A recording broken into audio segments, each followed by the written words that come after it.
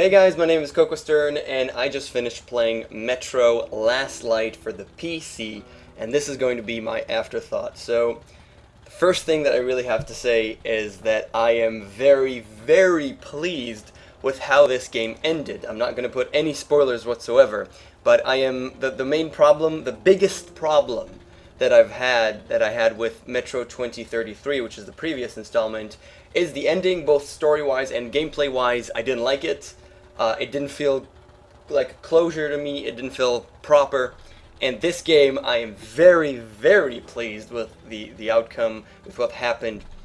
And I just feel really good about it. In general, it was just really great. And that's the most important thing they want to put out. In addition to that, this game is much, much longer than 2033. At least for me, I just felt like it. There are so many freaking chapters. This game is really long, much longer than most other games that are, just general FPS games. Obviously, if you go guns blazing through and you just really push it, and don't explore anything, you can finish it in a couple of hours, a couple of good hours, but it's still going to be like 7 or 8 hours, and generally, if you play the game in a slower pace, explore a lot, maybe do some stealth, maybe redo some parts where you screw up the terms of stealth and things like that, it can actually take a while longer. I'm not exactly sure how long it actually took me to finish it, but it's definitely longer than most average games that are just simple FPS story-based games. And I'm really pleased with the amount of content, with the diversity of the content, and I'm actually really happy with how it played out and how the difficulty ramped up. Now, as we reach the subject of difficulty, I'm not going to go all out speaking about it because we've already discussed Ranger mode. We've discussed the differences between normal mode and Ranger mode in the biased beginning, so I'm not going to reiterate that. But I really want to talk about my experience through the game, and I played the game. If I'll go to new game, original mode, I played on hardcore, and what you can see here is recommended for experienced FPS players. Every encounter presents a serious challenge to your skill and tactics. Ammo and resources must be jealously guarded. Success cannot be guaranteed. So, there's 3 parts to this. The first part, recommended for experienced FPS players, okay. Every encounter presents a serious challenge to your skill and tactics. This really depends on the player itself, and not really the game. And the last part is the most important one. Ammo and resources must be jealously guarded. Success cannot be guaranteed. Ammo and resources. Now, we've discussed that this game isn't completely a horror game, that it's not Resident Evil or Dead Space where you really don't have resources in most cases, especially on the higher difficulty levels. But it's still a horror shooter in a way, and you do have limited amount of resources. Or at least you're supposed to have a limited amount of resources. And with hardcore, if we took a look at Ranger mode, in Ranger, aside from the HUD, UI, and all hints are completely disabled, blah, blah, blah, and the difficulty level is increased in every department. If you look at the Ranger mode, it actually says it there. Oh, and your enemies do more damage, but so do you. And this is the part that's interesting to me. Resources are even scarcer. Every bullet counts. And this is what I'm interested in terms of Ranger mode and Ranger hardcore, and why I'm really mad in a way that there isn't this thing. Resources are even scarcer, and without the no HUD mode, because we've discussed about I don't like the no HUD, but I want the resources to be scarcer. And the reason is, I played original hardcore mode, and I very, very quickly reached a point where I have a maximum amount of ammo that you can have, both in shotgun, and in every one of the types of bullets that you can have. I had the maximum amount, the maximum that I could carry. If I saw more, I couldn't carry them. And what I did when I actually reached vendors, there is a trading post. So you can trade military-grade bullets. If you're not familiar with Metro, military-grade bullets are considered money, basically, and that's the only currency that you can carry an unlimited amount. And you can switch military grade for any other kind, and any other kind for military grade. It's buying and selling. That's how it works in the Metro in terms of bullets. And I reached a state where I reach a vendor and I just I sell my normal ammo for military grade ammo because I simply can. and because I'm at the maximum amount, so if I find any more, I'm not going to be able to pick them up. So I'm basically getting more and more military grade. There was also one point throughout the game where I could, you can sell and trade in guns. There was one point where the vendor was actually right next to places where I could find guns, where I continued the game and found other guns. And then I could just pick up those guns, go to the vendor, sell them, and then get back my own gun. And this way make a huge amount of money from my, just have infinite money, basically. And I reached a stage where I had 1,000 military grade ammunition and full ammo and everything else. I just had the maximum amount of ammo it is possible to have in this game. And I could, the top best gun that you could buy in this game cost about 300 or so, or even a little bit more than that, military grade rounds. And when I could buy it, I had more than 1,000. I ended the game with about 1,300, and at that point I just, okay, I could use those bullets. Press E to skip it.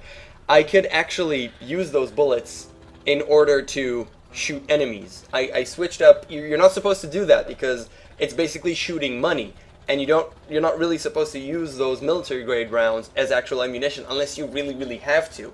And I was just able to use them.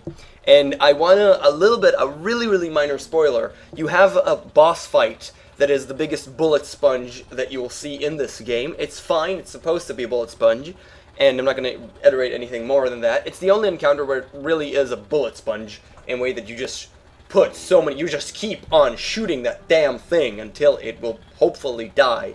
And the thing is that I shot a lot of my shotgun rounds into it, and it didn't really die. And it has a point in the battle where it has a vulnerable spot, and what I did was just empty a whole cartridge of military grade rounds into it, and it died very quickly due to that. So they are so strong compared to normal bullets, and I had about 1,000 of them, so I could just go through the game with those military grinds solely and demolish everything and not even have a problem, and just forget stealth. I can shoot stuff and kill them with one bullet no matter what, because I'm using the military grade rounds, which are so much stronger, and I have so much of them. So in that sense, I never felt the resource management was there. If we're talking about resource management in terms of filters, and what the game, one of the greatest things about the game in terms of immersion, that it puts you through the gas mask, and then you don't have a lot of time because the filter, and it fogs up, and it's difficult. In that sense, I really loved that in the first game. In the second game, I reached a point where I have 40 minutes or 50 even minutes of filter time. So I could basically stand around, go grab a bite for 20 minutes, come back, I'll still be fine. Which is, well, I can't really do that because you have to manually replace. It doesn't automatically replace the filters every 5 minutes. But still, if I'd come over and replace the filters every 5 minutes, I could stand around for 30 minutes and still be perfectly fine for the remainder of the game because there are so many filters. So, I played on hardcore, and I never really got resource management. I had infinity of whatever I want, and that is pretty much the biggest problem that I have with this game. But as far along as content, there's a ton of it. I love it. I love the difficulty level. I enjoyed the fact that it got harder and harder, even though it was pretty easy for me because I had infinite resources, and I always play stealth-like and maximize everything and try never lose resources. That's just the way that I play the game. I would really like to play this game even again. I don't usually get back to games like this, story-based games that I already know pretty much everything. I usually don't, but I would like to play this game on Ranger Hardcore just to see how it would be like. I might actually do that. I'm not exactly sure when, but if I'll do that, I might actually do an additional Afterthought for that to see if it's really hardcore and really brings in the difficulty. Obviously, I'm not going to enjoy the no HUD and no UI elements, but still, I might actually go back to the game. And other than that issue, the game is really lovely. It has a couple of, it has its quirks and its little tiny problems. There are a couple of situations of fan service.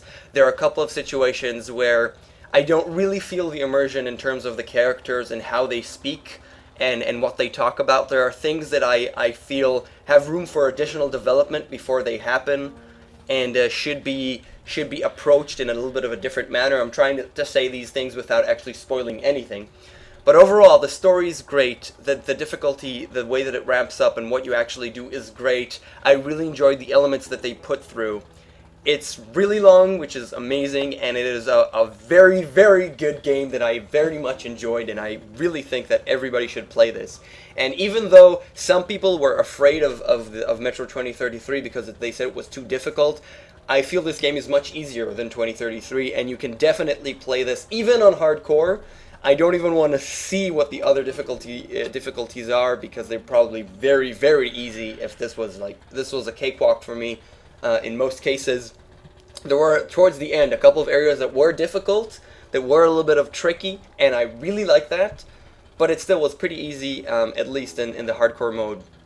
And for that, you should definitely play it. It is so worth the 50 or 60 bucks that you pay for. I believe it's 50 bucks wherever you go, either euros or dollars. On Steam you can get it, and not 60. It is a really good game, and I'm very, very pleased with it and how it played out. I'm looking forward to more from this company, from 4A, maybe more of the Metro, though it pretty much closed it up very well. And I've seen both. I've gotten the good ending. I've seen also the bad ending on YouTube, because that's what I usually do. You look at the other endings for a game after you finished it, and bottom line, go play it. Go play it. It's great. You don't have to know what happened in Metro 2033, but you could go over some kind of recap or whatever, and they do explain what happened at the beginning of the game, so you can just play this. It is a great game, and there are the quirks that we've talked about in Vice Beginnings, but it is very much worth your time, and especially your money. So that's it for me. This has been the Afterthought for Metro Last Light, which I've just finished. My name is KOKOStern, and once again, I'd be very, very pleased if you could subscribe to my channel if you like my stuff, and I'll catch you guys later. See ya.